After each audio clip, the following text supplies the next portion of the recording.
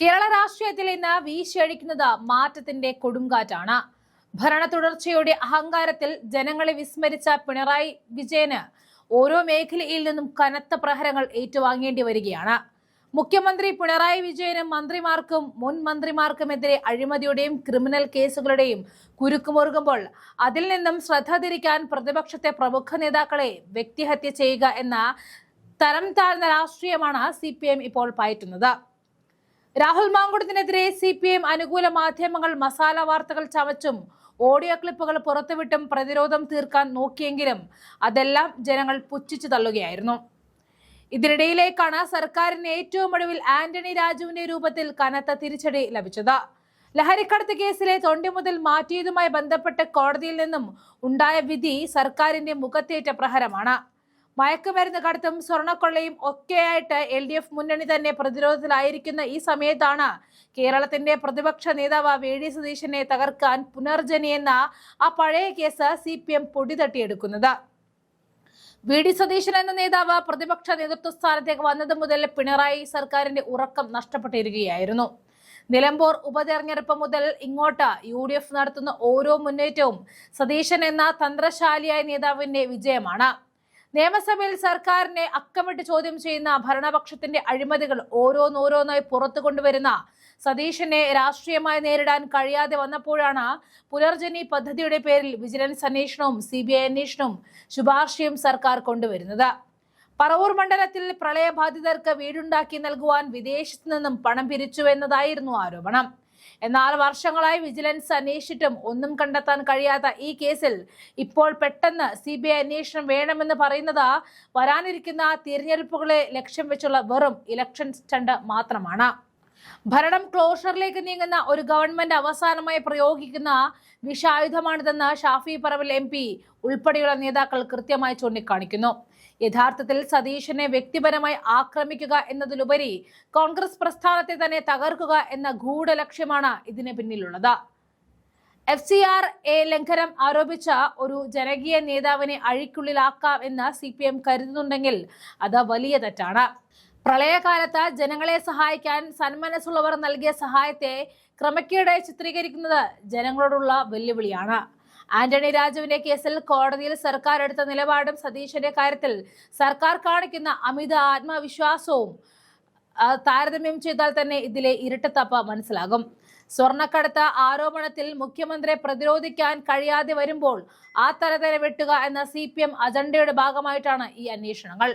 എന്നാൽ ഇത്തരം ഭീഷണികൾക്ക് മുന്നിൽ VD സതീശനോ UDF മുട്ടുമടക്കില്ല എന്നത് പകൽ പോലെ വ്യക്തവുമാണ്. CPMന്റെ ഈ പകപോക്കൽ രാഷ്ട്രീയത്തെ ജനകീയ കോടതിയിൽ തുറന്നു കാട്ടാൻ തന്നെയാണ് പ്രതിപക്ഷത്തിന്റെ തീരുമാനം. സർക്കാരിന്റെ അഴിമതികളിൽ നിന്നും വീഴ്ചകളിൽ നിന്നും ശ്രദ്ധ തിരിക്കാനുള്ള ഈ നാടകം കേരളത്തിലെ ജനങ്ങൾ തിരിച്ചറിയുക തന്നെ ചെയ്യും. കോൺഗ്രസിനെ തകർക്കുവാൻ നോക്കുന്ന ഗൂഢലക്ഷ്യം ഒരിക്കലും നടക്കാൻ പോകുന്നില്ല എന്ന് മാത്രമല്ല, വരാനിരിക്കുന്ന തിരഞ്ഞെടുപ്പുകളിൽ ഈ വേട്ടയാടൽ രാഷ്ട്രീയത്തിന് ജനങ്ങൾ ബാലറ്റിലൂടെ മറുപടി നൽകുകയും ചെയ്യും. ക്യാപ്റ്റൻ എന്ന നിലയിൽ VD സതീശൻ നടത്തുന്ന മുന്നേറ്റം തടയുവാൻ നോക്കുന്നവർക്ക് സ്വന്തം പാളയത്തിലെ വിള്ളലുകൾ അടയ്ക്കാൻ കഴിയാത്ത അവസ്ഥയാണുള്ളത്. സതീശനെ തകർക്കുവാൻ ശ്രമിക്കുമ്പോൾ അദ്ദേഹം കൂടുതലായി കരുത്തനായി ഉയർത്തെഴുന്നേൽക്കുകയാണ് ചെയ്യുന്നത്. വിനാശകാലെ വിപരീത ബുദ്ധി എന്ന് ഷാഫി പറഞ്ഞതുപോലെ CPMന്റെ ഈ നീക്കങ്ങൾ അവർക്ക് തന്നെ തിരിച്ചടിയായിട്ട് മാറുന്ന കാഴ്ചയാണ് നാം ഇനി വരും ദിവസങ്ങളിൽ കാണാൻ പോകുന്നത്. ഈ വിഷയത്തിൽ ഷാഫിയുടെ പ്രതികരണം ഒന്ന് കണ്ടു നോക്കാം. 100% വിഫലമായ രാഷ്ട്രീയ പ്രേരിതമായിട്ടുള്ള ഒരു ഏർപ്പാടായിരിക്കും അത്. ജനങ്ങൾ അതിനെ പുച്ഛിച്ച് തള്ളും. കാരണം ഒന്നുമില്ല അതിനകത്ത്. ഈ 4-5 വർഷം ആദ്യമേ അടയിരുന്നു നോക്കിയതല്ലേ. അവരുടെ നിയമോപദേശം വിദഗ്ധോപദേശം ഒക്കെ കിട്ടിയിട്ട് അതിനകത്തൊന്നും ഇല്ലയെന്ന് കണ്ടെത്തിയത് കൊണ്ടായിരുന്നല്ലോ ഇത്രയും കാലം അത് പിടിച്ചു വെച്ചത്. അല്ലെങ്കിൽ അയാൾക്ക് എന്തെങ്കിലും ചെയ്യാൻ അന്നേ ഉണ്ടായിരുന്നെങ്കിൽ എന്നേ ചെയ്യുമായിരുന്നല്ലോ. യഥാർത്ഥത്തിൽ പുനർജനി അവരാ നടപ്പിലാക്കുന്നത്. ക്ലോസ് ചെയ്തൊരു സാധനത്തെ പുനർജനിപ്പിക്കാനും വാർത്തയുണ്ടാക്കാനും ഇന്നത്തെ ദിവസം ഇങ്ങനെ ഒരു ക്യാമ്പൊക്കെ നടക്കുമ്പോൾ അതിനെ ഡീവിയേറ്റ് ചെയ്യാനുള്ള ശ്രമമാണ്. യഥാർത്ഥത്തിൽ ഒരു എലക്ഷൻ സ്റ്റണ്ടാണ്. വിനാശകാലെ വിപരീത ബുദ്ധി എന്നാണ് അവർക്ക് അതിനെ സംബന്ധിച്ച് പറയാനുണ്ടാവുക. കാരണം അതിലൊന്നും ഇല്ല എന്നുള്ളത് എല്ലാവർക്കും അറിയാം. കഴിഞ്ഞ 5 വർഷമായിട്ട് അവർ എന്തെല്ലാം ശ്രമങ്ങൾ നടത്തി. അവരുടെ തന്നെ വിജിലൻസും അതിൻ്റെ സംവിധാനങ്ങളും ഹോം സെക്രട്ടറി ഉൾപ്പെടെയുള്ള ആളുകൾ ഈ കാര്യത്തിലെടുത്ത നിലപാട് എന്താണെന്നൊക്കെ നിങ്ങൾ മാധ്യമപ്രവർത്തകർക്ക് എല്ലാവർക്കും അറിയാവുന്ന കാര്യങ്ങളല്ലോ. നിങ്ങൾ അവരൊക്കെ ആയിട്ട് ബന്ധമുള്ള ആളുകളാണല്ലോ. ഇപ്പോൾ ഒന്നും ഇല്ലാത്തൊരു സാധനത്തെ ഇപ്പോൾ ഒരു വാർത്ത ക്രിയേറ്റ് ചെയ്യാൻ വേണ്ടി വെറുതെ അതിൽ തന്നെ പറയുന്നു. ഇപ്പോൾ നിങ്ങൾ പിന്നെ വായിച്ച വാർത്തയിൽ തന്നെ പറയുന്നു 1 വർഷം മുമ്പ് എങ്ങാണ്ട് ഉണ്ടായതാണെന്നുള്ളത്. അപ്പോൾ അത് മുന്നോട്ട് പോകാൻ നിയമപരമായി നിലനിൽക്കില്ല എന്നുള്ളത് കൃത്യമായി അറിയുന്നത് കൊണ്ട് അവിടെ മൂടി വെക്കപ്പെട്ട സാധനം ഇപ്പോൾ ഇലക്ഷനോട് അടുക്കുമ്പോൾ മറ്റൊന്നും പറയാനില്ലാത്തതിൻ്റെ പേരിൽ ഭരണം ക്ലോഷറിലേക്ക് നീങ്ങുമ്പോൾ ക്ലോസ് ചെയ്യപ്പെട്ട സാധനങ്ങൾ പൊക്കിയെടുത്തിട്ടാണെങ്കിലും ഒരു ഇലക്ഷൻ സ്റ്റണ്ട് നടത്തി നോക്കുക എന്നുള്ളതാണ്.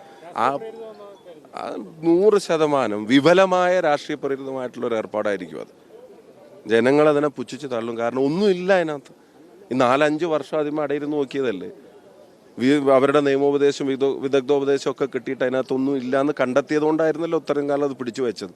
അല്ലെങ്കിൽ അയാൾക്ക് എന്തെങ്കിലും ചെയ്യാൻ അന്നേ ഉണ്ടായിരുന്നെങ്കിൽ എന്നേ ചെയ്യുമായിരുന്നല്ലോ.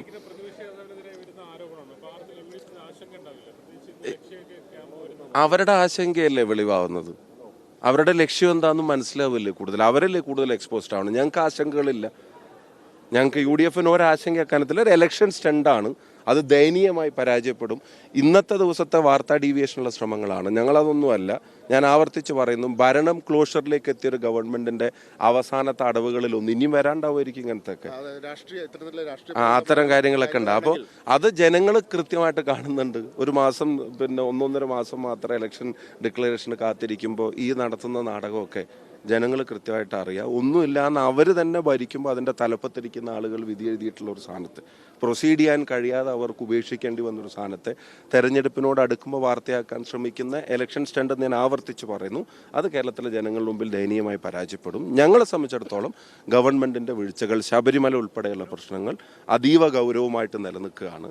അതിൻ്റെ ഫർദർ ആക്ഷൻസ് ആണ് ഗവൺമെൻറ്റിൽ നിന്നുണ്ടാവേണ്ടത്, SITയിൽ നിന്നുണ്ടാവേണ്ടത്. അതിനെ തടസ്സപ്പെടുത്താൻ നടക്കുന്ന ശ്രമങ്ങൾക്കാണ് അറുതി ഉണ്ടാവേണ്ടത്. അതിൻ്റെ ക്ലാരിറ്റിയാണ് കേരളത്തിലെ ജനങ്ങൾക്ക് വരേണ്ടത്. അത് ഞങ്ങൾ ചോദിക്കും. പ്രതിപക്ഷ നേതാവ് ചോദിക്കും, KPC പ്രസിഡന്റ് ചോദിക്കും, KC ചോദിക്കും, UDF ചോദിക്കും.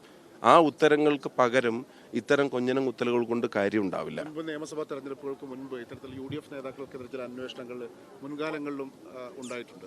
അത് ഇതെല്ലാം തന്നെ ഇതിന്റെ ഈ രാഷ്ട്രീയ പ്രേരിതമായ തെരഞ്ഞെടുപ്പ് സ്റ്റണ്ട് അവർ ഈ സമയത്ത് ഈ 10 വർഷത്തിനുള്ളിൽ നടപ്പിലാക്കിയ എല്ലാ കാര്യങ്ങളും ഇപ്പോൾ ജനങ്ങൾ 1 by 1 വിലയിരുത്തുന്നുണ്ട്. ആ വിലയിരുത്തലിൽ അവരുടെ ഇത്തരം ക്യാരക്ടർ ജനങ്ങൾ തിരിച്ചറിഞ്ഞിട്ടുണ്ട്.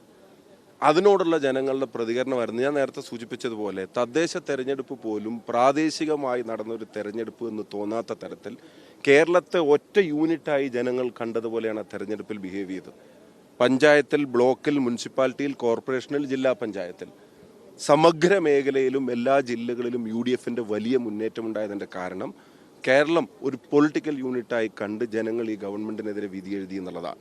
അപ്പം അതിൽ നിന്ന് രക്ഷപ്പെടാൻ നടത്തുന്ന എല്ലാ ശ്രമങ്ങളും അവർക്ക് തിരിച്ചടിയായി മാറുകയാണ്.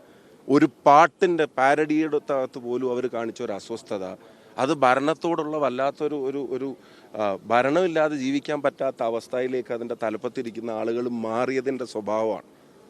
അതിൻ്റെ പ്രതികരണമായിരുന്നു. അപ്പം അത് പരാജയപ്പെട്ടു. ശബരിമലയിൽ വീണ്ടും ചോദ്യങ്ങൾ അവർക്കെതിരെ ഉയരുന്നു. ഇപ്പം അവസാനം ഗവൺമെൻറ്റിനെതിരായിട്ടുള്ള ചിന്ത ജനങ്ങൾക്കിടയിൽ വ്യാപൃതമാകുമ്പോൾ വാർത്തകൾ ഇപ്പം ഇന്ന് രാവിലെ മുതൽ നിങ്ങളെല്ലാം കോൺഗ്രസിൻ്റെ മുന്നൊരുക്കത്തെ സംബന്ധിച്ച് നേതാക്കൾ അതിൻ്റെ കാര്യങ്ങൾ പ്രതികരിക്കുന്നു. ക്യാമ്പിൽ ചെയ്യാൻ പോകുന്ന കാര്യങ്ങളെ സംബന്ധിച്ചുള്ള ചർച്ചകൾ ഉണ്ടാകുന്നു. അപ്പം ഞങ്ങൾ ഒരു അഗ്രസീവ് മോഡിൽ ഞങ്ങൾ ആദ്യത്തെ ചുവടുകൾ ഞങ്ങൾ വളരെ സ്ട്രോങ് ആയിട്ട് വെക്കുമ്പോൾ ഈ അസ്വസ്ഥത നേരെ ചെന്ന് തട്ടുന്നത് അവിടെയാണ്. അപ്പം അതിനൊരു ഡീവിയേഷൻ വേണം. അത് അവരുടെ ഒരു പരാജയപ്പെടുന്ന സ്ട്രാറ്റജിയായി മാറും.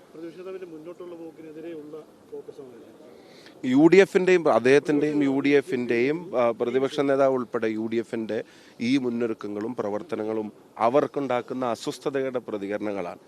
ഇതിപ്പോൾ എടുത്തൊരു വാർത്ത ഉണ്ടാക്കാൻ വേണ്ടി കഴിഞ്ഞൊരു വർഷം മുമ്പ് മുന്നോട്ട് പോകില്ല എന്ന് തീരുമാനിച്ചറിഞ്ഞ് മൂടി വെച്ച ഒരു സാധനത്തെ എടുത്ത് പുറത്തേക്ക് ഇട്ടിപ്പോൾ ഇവിടെ നിങ്ങൾ പറഞ്ഞതിനാൽ തന്നെ പറയുന്നു 1 വർഷം മുമ്പേ വീഡിയോ പരിശോധന കഴിഞ്ഞതിന് ശേഷമാണ് ഇത്തരം ഒരു ശുപാർശ വന്നിട്ടുള്ളത്. അല്ല, ഇതൊക്കെ അറിഞ്ഞിട്ട് തന്നെയാണല്ലോ അന്വേഷണം നടത്തിയത്. 5 കൊല്ലം അധികാരത്തിലിരിക്കുന്ന കേരളത്തിന്റെ മുഖ്യമന്ത്രി, ആഭ്യന്തര വകുപ്പ് മന്ത്രി ഞങ്ങളായിരുന്നില്ലല്ലോ, കോൺഗ്രസ് ആയിരുന്നില്ലല്ലോ.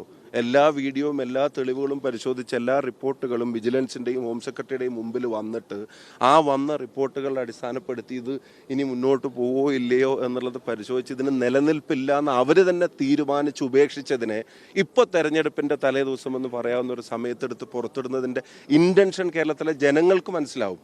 മനസ്സിലായില്ല എന്ന് അവർ നടിച്ചാലും ജനങ്ങൾക്ക് മനസ്സിലാവും. ജനങ്ങൾ ഇതിനെതിരെ കൂടെ പ്രതികരിക്കുന്ന ഒരു തെരഞ്ഞെടുപ്പായിരിക്കും അടുത്ത തെരഞ്ഞെടുപ്പ്.